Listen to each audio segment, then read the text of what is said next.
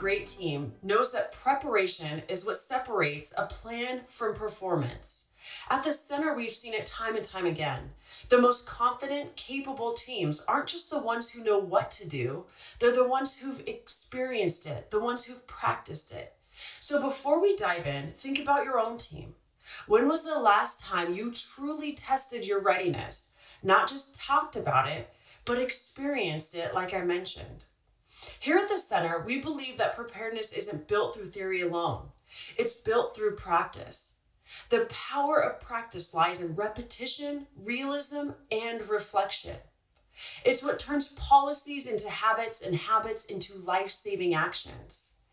Every organization can have a well-written workplace violence prevention and intervention plan, policy, and program. But the true measure of effectiveness is in how teams, your frontline leadership, and employees perform when faced with a real-world situation. That's where exercises come into play.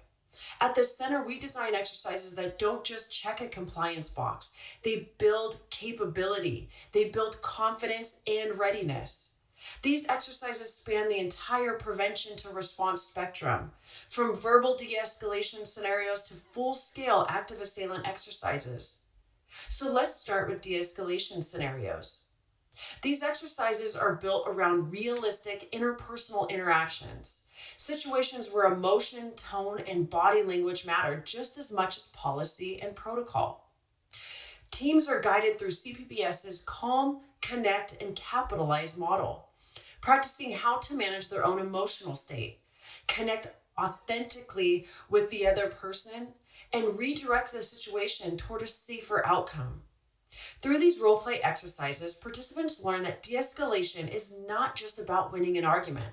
It's about preserving safety, dignity, and control. Then we advance to tabletop exercises. These are structured discussions where cross-functional teams walk through realistic incident scenarios in a guided environment.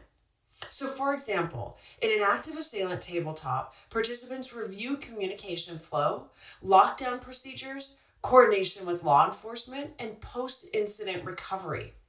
These exercises help identify gaps, clarify roles, and strengthen decision-making under pressure before an incident occurs.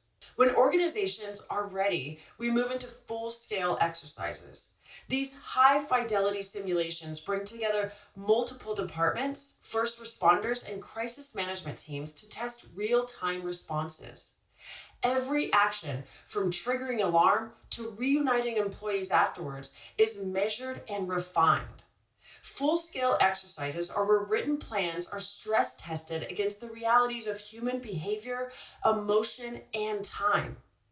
But readiness doesn't stop at the workplace. For many organizations, employees travel globally, often to high-risk or politically unstable environments.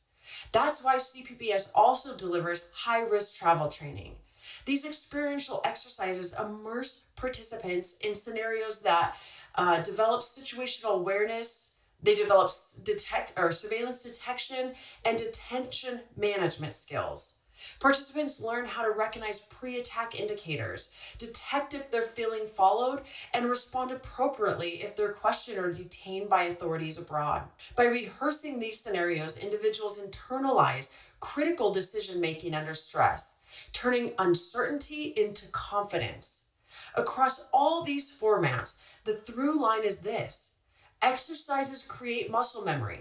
They transform knowledge into instinct. They help teams move beyond knowing what to do to actually doing it effectively, confidently, and together. Ultimately, practice isn't about perfection. It's about progression, improving one decision, one team, and one response at a time. The more teams practice, the more ready they become. And readiness at its core is leadership in action. That's the power of practice. That's what drives team readiness, and that's what we build every day at the center. Thank you for tuning in.